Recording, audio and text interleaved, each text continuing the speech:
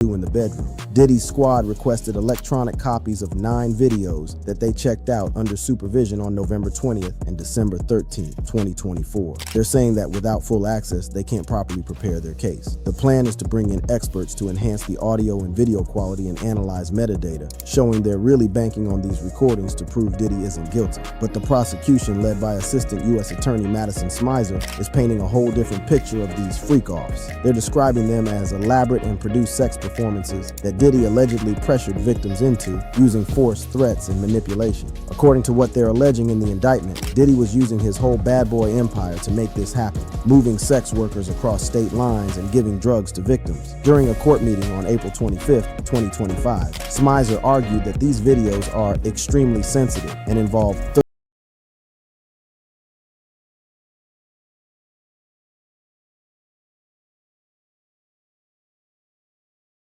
or hear what's on them during the trial. This move shows they're convinced the content backs up their allegations of criminal activity, possibly including evidence of coercion that might not be obvious at first glance. This legal beef over the videos brings up serious questions about consent versus coercion. Even if the videos look like everybody's down for what's happening, the prosecution could argue that the consent wasn't legit because of alleged prior coercion, drugging, or threats. Cassie Ventura's 2023 lawsuit against Diddy claims she was forced into these situations under duress, which adds another layer to how these videos should be interpreted. The stakes for Diddy couldn't be higher. No cap. Suppose he's found guilty on all counts. In that case, he's looking at possibly spending the rest of his life in prison for racketeering, with a minimum of 15 years for sex trafficking and up to 10 years for transportation to engage in prostitution. That's not a light sentence by any means, which explains why this trial has everybody glued to their screens, with these videos being the main battlefield for both sides. Beyond just the criminal charges, Diddy's got problems stacked on problems, with at least 63 civil lawsuits as of February 28, 2025, with 10 new lawsuits filed right before New York's Gender-Motivated Violence Act deadline hit. These lawsuits are alleging sexual assault, abuse, and intimidation, with claims going back to 1991, including allegations involving minors. One of the most high-profile cases was from Cassie Ventura in late 2023, accusing Diddy of violently abusing and raping her, which was settled for an undisclosed amount on November 17, 2023. The allegations against Diddy include claims about a 2003 gang rape involving a plaintiff who was only 17 at the time, and accusations about drugging and sexual assault at parties back in the 90s and early 2000s. Diddy has denied all of it, calling the lawsuits attempts for a quick payday and maintaining that he's never sexually assaulted anybody, adult or minor. As the trial moves forward, the jury selection process has been mad complicated because of Diddy's celebrity status and all the negative press surrounding the case. Potential jurors are getting questioned about their views on topics like sex with multiple partners, drugs, hip-hop culture, and experiences with intimate partner violence, cheating, prostitution, and illegal drug distribution. The judge will be telling jurors to stay away from all media coverage during the trial, considering how much this case is blowing up on social media and in public conversation. The defense submitted a proposed questionnaire for potential jurors, including questions about whether they'd be cool with viewing explicit tapes, showing they plan to put these videos front and center during the trial. This strategy suggests they want to make sure jurors are ready for what they're about to see and to gauge if they'll be open to the defense's side of the story. During a March 2024 search of Diddy's cribs in Los Angeles and Miami, authorities confiscated about 1,000 bottles of baby oil and personal lubricant, which were mentioned in court documents as potential evidence. This raid, which CNN broadcast live while Diddy was on his private jet, marked a major escalation in the investigation. The case has also been connected to other historical allegations, like claims from Dwayne cked Davis, who alleged Diddy offered $1 million to take out Tupac Shakur, though that's part of a separate investigation. The involvement of Homeland Security and the feds shows just how serious and wide-ranging this investigation has become. As this courtroom saga unfolds, the freak-off videos remain the heart of the matter. Some see them as proof of consenting adults doing their thing, while others view them as documentation of exploitation and abuse. How the jury interprets these recordings will likely be crucial in determining whether Diddy beats the case or goes down, as both sides continue pushing their narratives in what's become one of the most watched celebrity trials in recent memory. Usher's Puffy Flavor Can.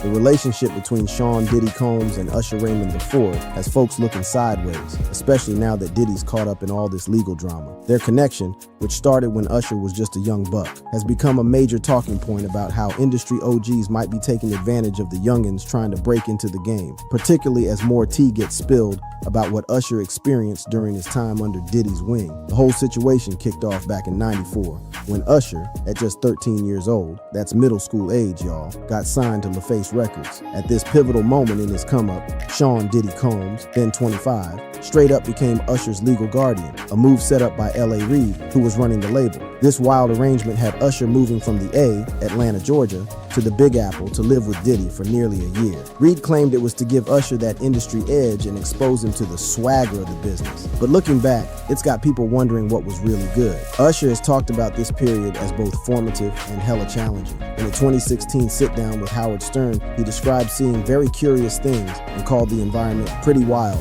and pretty crazy. He put a name on it, Puffy Flavor King, which he said encompassed the parties, women, sex, and drugs he was around during this time. This exposure, which started when Usher was only 14 or 15, included seeing sexual activities and orgies. In a 2004 interview with Rolling Stone, Usher dropped some bombshells about this period, noting that Diddy introduced him to a totally different set of sex. Specifically, his description paints Diddy's crib as a non-stop party spot where people were getting busy everywhere, and young Usher was seeing it all. There was always girls around, Usher told Rolling Stone. You'd open a door and see somebody doing it, or several people in a room having an orgy. You never knew what was going to happen. These statements, made years before Diddy's current legal troubles, hit different now with all these allegations about Diddy's freak-off parties and potential exploitation of young artists. In his 2016 Howard Stern interview, Usher reflected more on his experiences. When Stern asked if Diddy's spot was filled with chicks and orgying like non-stop, right? Usher kept it a buck. He broke it down further, saying there were very curious things taking place that he didn't necessarily understand, highlighting that he was just a kid in an adult world. Usher also mentioned how Diddy's spot was the place to be, with hip-hop royalty like Biggie Smalls, Lil' Kim, Craig Mack, Faith Evans, and Mary J. Blige all running through. When Stern asked if he was staying up until 4 in the morning partying with Diddy and his crew, Usher said he could, and actually stayed up longer than them, suggesting he was right in the mix of all the late-night shenanigans, though he didn't spill all the tea on exactly what he was doing. Eventually, Usher's mama stepped in and pulled him back to Atlanta, which suggests she wasn't feeling what was going on. Beyond just the personal mentorship angle, Usher and Diddy's relationship extended into their professional collabs too. Diddy produced Usher's debut album, Usher, 1994, which wasn't a massive commercial hit, but got his foot in the door. Diddy also went to bat for Usher when Lopez Records was thinking about